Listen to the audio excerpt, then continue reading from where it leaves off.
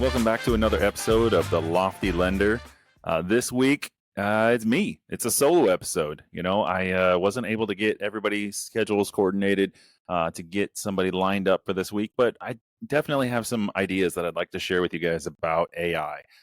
Specifically, my realtor partner friends out there, I'm constantly talking about how AI is changing the world, changing the real estate world, and really changing my business and how I operate. So, just wanted to come to you guys with a few stories, a few ways that maybe it's impacted me. Maybe it's going to impact you, and you can garner something from my stories today to hopefully help yourself out with AI. Because I've heard it several times.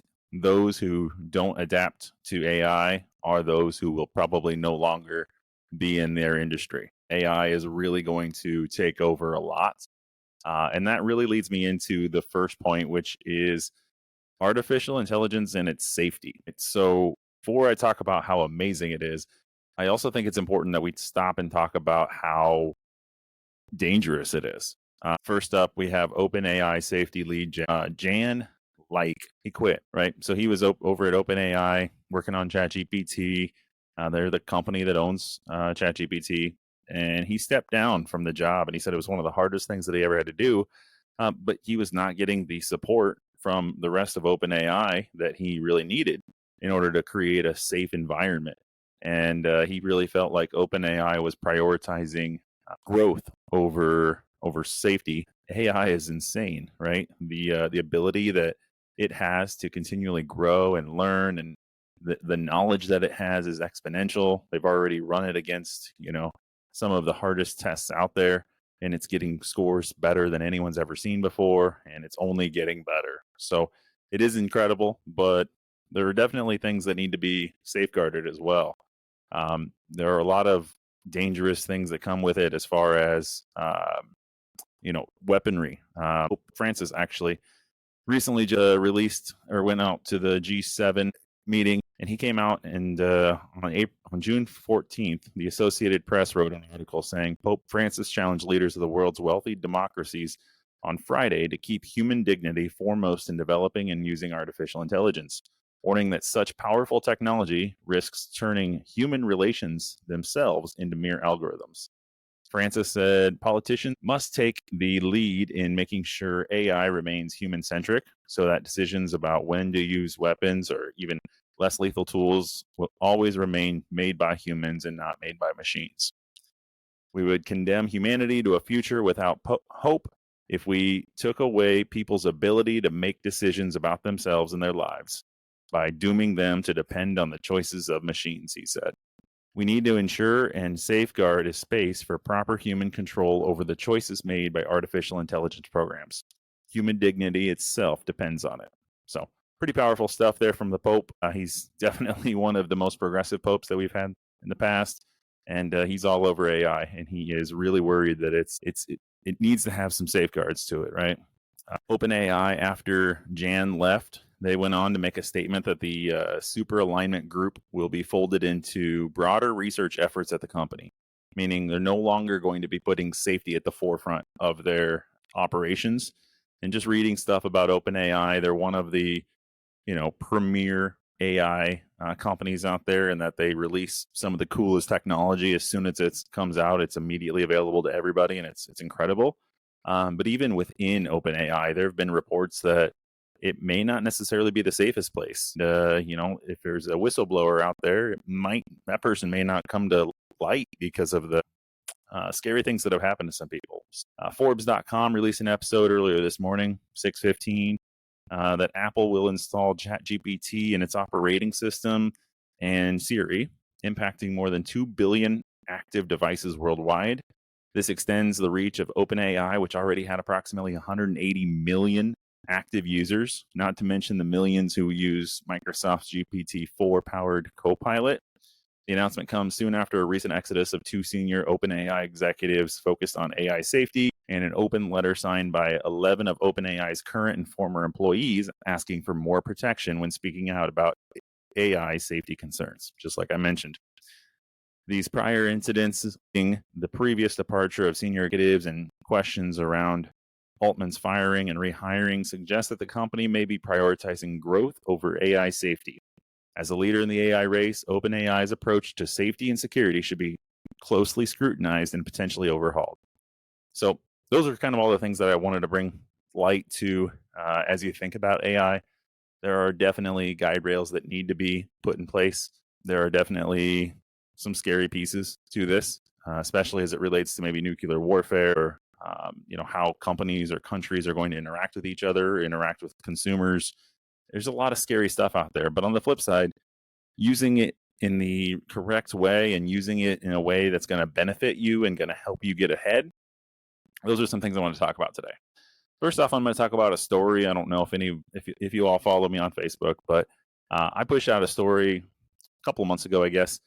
My son and I were playing around with ChatGPT, and I told it, "Hey, I need you to give me a prompt to create a story, and I want my sons to stand here, and they're going to go through and answer some questions that I have." And so it was great. We did. My sons came up with Superman and Timer, the magical adventure. ChatGPT came to me and says, "Okay, so in order to create the story, I need you to answer the following questions. For your main character, do you want the main character to be a person, an animal, or maybe even something magical? What's their name and what's one unique trait about them?" So my kids said that they wanted it to be a person, and the person's name was Superman, and one unique thing about him was that he could stop earthquakes or something like that. It was silly, but that's the best part about ChatGPT. The things that my kids came up with are just any other kid, right? They come up with some of the craziest stuff that comes off the top of your head. And if I was to sit down and try to write a story about how a boy named Superman with his pet lion and earthquakes were stopped, or the antagonist, I have no idea how I would come up with that. I put in that information along with the sidekick or best friend, which like I said, is the lion. His name was Timer. That was thanks to Caden. And it asked me for an antagonist, gave me some questions to answer there, supporting characters and a setting. Of course, my son wanted it to be in the African savannah, because at that point we were reading books about the African savannah. It was amazing. If you don't follow me on Facebook already, go check it out just on my personal page. You can just search Kyle Goldenfennig or Tall Money Man, and you'll be able to find that story. But it's amazing. And then I asked it, "Hey, go ahead and create me an image for that story," and it made just a beautiful African Saharan desert with the sun coming up and a little boy sitting next to a lion that's in all its glory. My son just looked at it. He's like, "Dad, that is amazing. Can we print that?" "Buddy, my printer is not that good. If we printed it, it wouldn't look nearly as good as it does on the computer." But the graphics are insane with ChatGPT, as long as you stay away from words. Their wording, the words don't usually get spelled correctly. So just a little food for thought there. But my son loves it, and we get to have a great time. And so every once in a while, we just grab the computer and we say, "Hey, let's make another story." And I think there were some pieces of that story that I remember correctly that were kind of funny. And so as I read it to my boys, they were just cackling the whole time. They thought it was hilarious. They thought it was amazing. They got to create that. It's opening the eyes to those that are really going to be involved in AI as they get older. So just trying to get my boys involved and to see that. Next up, I started using a program called UDIO. Again, for those of you that follow me on Facebook or on Instagram, you would have seen this, but I was driving down to St. Louis a few weeks ago for my wife and I's 10-year anniversary. And we hopped in the car, started driving down from Muscatine area where my family's at, dropped off the boys, and she and I went down to St. Louis for the weekend. And on our way down, I stuck in a USB device that I had recorded a song through UDIO, which spelled UDIO. It's audio without the A. And you go in there and you type in a prompt, and it creates a song. So when I stuck in that thumb drive, it popped up with a song that I had created for Kendra as a 10-year anniversary song. And it was pretty incredible, right? I was able to make a country song. I told it exactly what I wanted the lyrics to be, and it created 2 different versions. I selected the version I liked, and then I extended that version with more lyrics and kept going and going and going until I got to a full song. What I found, though, is a lot of the AI right now that's out there, it's really good at one specific thing, right? UDIO is really good with the audio and putting words to music to lyrics. Excuse me, putting lyrics to sounds and all of that. But when I asked it to create a song about my wife and I meeting in 4-H, having 2 boys, having a wonderful life together, it really couldn't create very aesthetically sounding music. It didn't rhyme. It didn't have a really good tune to it. What I actually found through YouTube actually was I could go into ChatGPT. I could create the lyrics there, tell it as much as I could about my wife and I, and then it created a song in split seconds. Take that song, throw it into UDIO, and I was able to develop that song fairly quickly. And it takes me about 30 minutes now to put together a song, just because you have to do usually one verse and maybe a chorus, or maybe just one verse, depending on how long it is at a time. And then you throw in the chorus and so on and so forth. One thing on UDIO I did notice is some artists are now starting to put out notice to the AI world that they do not want their voices being duplicated as part of that. So basically, like Taylor Swift or the Beatles, things like that, you're not going to be able to get their voices to come through. AI is using AI generated voices, and proving whose voice it really is going to be a difficult challenge, in my opinion. However, that is something that that's kind of been pushed out there recently, and UDIO was named specifically in using people's voices and whatnot. Capping that story off, I then also created a song for both of my boys. I created one about Calvin, and he loves comic books and he loves just reading in general, and he's got his little buddy Elliot. And so I created a song that had all of those things combined. And now everywhere we go, Calvin wants to listen to that song on his way to school. He wants to hear it so that way he can get jazzed up and ready to go for school. So it's a good time there. And then also created one for Caden, my littlest. He's 3, and he really liked that song. But I think everybody has sang that song enough to him now. He's kind of getting tired of listening to that song. But he still likes it as well. So we usually try to play those in the mornings when we're maybe not having the best of mornings, and try and get everybody happy again. Next, I want to talk about AI CRM. So that's actually the CRM that I'm using right now. It's called the Loan Officer CRM. It's an extension of an existing CRM that already exists out there, and it is put on by my coaching group. What's amazing about this is we're able to create the campaigns just like you would with any other CRM. I know there's a lot of new CRMs coming out, or a lot of CRMs that are putting AI into their CRM. And it is tedious to build out and to understand how to make it work with your workflow, or making your workflow incorporate it, right? Your workflow might not use the CRM much. I know a lot of agents use it to keep track of their people, but they don't necessarily use it to reach out to their people and say, hey, I haven't heard from you in a couple of months. What's going on? What's new?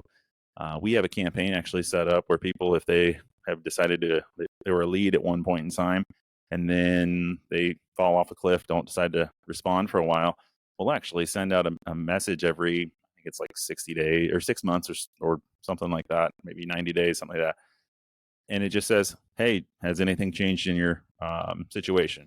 And you wouldn't believe the number of people that respond to that, because I mean, I do want to follow up with each and every one of those people. It's not meant to be impersonal. However, if I had to go by memory, I wouldn't remember them all. And the amount of responses we get from that is incredible. And it definitely helps with making sure we stay in front of our database. But the AI pieces of the CRM, then, if someone responds to a message and says, hey, Kyle, actually, I was thinking about buying a house. Yeah, thanks for reaching out. Can you give me some numbers on yada, yada, yada? Well, the CRM then can take that response. It sends me a message and says, Joe Brown has responded to your message. Here is what he said. Here is what I, as the AI CRM, recommend you respond back with. So I've gone into the CRM, into the campaign, and I've actually told ChatGPT what I want it to say and how I want it to say it when it answers questions. So it will respond to my customer, and it'll say, hey, Joe Brown, thanks for your inquiry. I would love to help you out. Here's a link to book some time on my calendar. If you have any more specific questions, let me know. Otherwise, look forward to chatting with you, whatever that looks like. So then there's a button that says, yes, I approve, meaning if I say, yeah, that response from ChatGPT came out clearly, it makes sense, that's what I like, I'm going to go ahead and just click that button. It kicks off the email, and then I wait for Joe Brown's response. If I don't like that response, I just hop into the CRM, open up Joe Brown's email, and I type a response back to him and I email him. No big deal. But then I go into the CRM or the campaign, excuse me, and I say, hey, Joe Brown gave me this question. Your response was this. Next time, I want your response to be something more like X. And so you can kind of train your GPT to better understand your voice and your tone and what you are really going for. You know, I personally want to get people on the phone so I can better understand their situation, because oftentimes through a conversation, more stuff appears than if I'm simply emailing them back and forth. So my goal with those response emails is, let's set up a 15-minute conversation and figure out how we can best serve you. Some people's goals are, let's just do an online application right away. I don't need to understand that stuff until after I've done the application, and then I can figure stuff out. To me, not everything warrants an application. Sometimes it's just a conversation. That's all that's needed at that point. Maybe it's a decision of, should I do something today or should I wait until after the first of next month when my credit bureau has updated again and credit score wasn't good, or whatever the case is. There's a million different scenarios out there. And having a conversation really improves that situation or that process for the customer. So that's our goal there. So the only other thing I'll say about the AI CRM is, when I have people who send in a text message or an email, specifically text message, I guess, my system will actually open up and it will give me a response text message that I can select from one of three options, or I can just manually type something in. At first, I said, I'm just going to always type something in. Well, now the CRM has started to learn how I respond and is giving me answers that sound just like me. Like, for example, the other day I was typing a response and then I looked at the three options. All three of them were very similar, and one of them was almost identical to what I was typing. So it's kind of crazy how much it's learning me, and it's making my life easier, of course, because now instead of typing all that out, I open up that message, I look at those three responses. Oh, that one sounds like what I want to say. Click it, done, move on. It's more efficient, more effective, and it also makes sure I don't have spelling errors. It's the best thing about AI. AI doesn't have spelling errors. Sometimes we'll say Team Chester instead of Team Chedester. But again, that's just training it. But AI doesn't have spelling errors. AI doesn't take a day off. AI doesn't call in sick. AI doesn't ask for more money because they need a raise. AI doesn't do any of that. And not to say humans are not important. They definitely are. AI is not providing that human touch yet. Someday it is going to get pretty darn close. And actually, I've even heard an AI voice answer a phone call. Now, my coaching group has been very adamant that when they have a voice using AI talking to the consumer, that it identifies itself as, I am an automated, an artificial intelligent person. And if you have more questions that I cannot answer, I will certainly get you over to a loan officer. But there have been conversations recorded and shared with us where a consumer calls in, or even just practice, somebody else calls in, speaks to this automated voice, and the voice maybe has a 2 or 3 second pause. So you can tell it's on AI right there. But then it answers questions. It gives you guidelines. It knows stuff. And it sounds like a real person. It doesn't sound like an AI or, the old computers where they could read off what you typed. It doesn't sound like that. It sounds like a real person. In fact, with ChatGPT, I've now got it on my phone where you can, on the lock screen, you can actually put on there, with iPhones specifically, you can set up widgets on the front of your lock screen. And I can click on ChatGPT and I put the one with the headphones on there, which means when I click it, it opens up and it's ready to have a voice conversation with me. It's my OpenAI assistant, right? It is somebody that, oh shoot, I need to get eggs when I go to the store later. I can tell it, hey, remind me when I get to the store to get eggs. Well, that's an app right now on my Apple phone. Pretty soon that's going to be integrated with Siri and it's all going to be the same. What I've even heard is that Siri is now going to be an individualized Siri for you and me and everyone else, meaning we're not all going to have the same Siri. Some of us are going to have a Siri that's a male, some are female.